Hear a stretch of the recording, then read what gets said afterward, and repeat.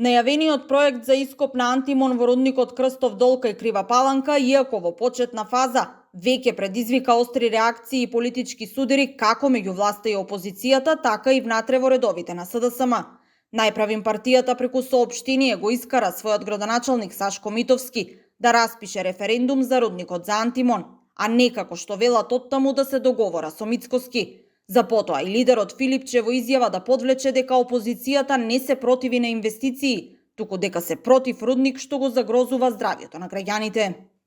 Добро е што се слушаат со примерот, ако е тоа во интерес на граѓаните. Ама се постава прашањето, а посебно сега и во контекст на овие предлог закони кои што се денес во собрание, а имајќи ги предвид и огромниот број јавувања и реакции на граѓани од Паланка и регионот, и на граѓански организации кои што работат таму, кои што се сериозно загрижени за своето здравје, за здравјето на децата кои што таму живеат.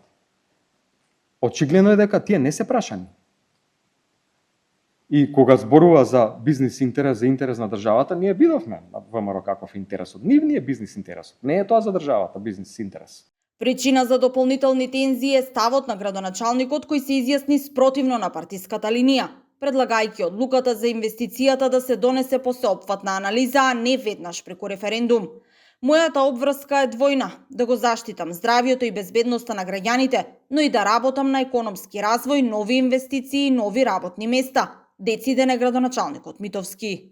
Токму затоа, мојот пристап е прецизен и јасно дефиниран. Вакви инвестиции може да се реализираат исклучиво под строги утврдени услови и со највисоки стандарди на контрола и заштита. Ке инсистирам на процес на производство од затворен карактер, без испуштање штетни материи, без влијание врз водите, почвата и воздухот, како и на обезбедување на цврсти финансиски гаранции, вклучително и банкарски гаранции за секоја евентуална штета по животната средина. Затоа, мојот став е јасен. Граѓаните мора да бидат целосно информирани, а локалната заедница активно вклучена во процесот.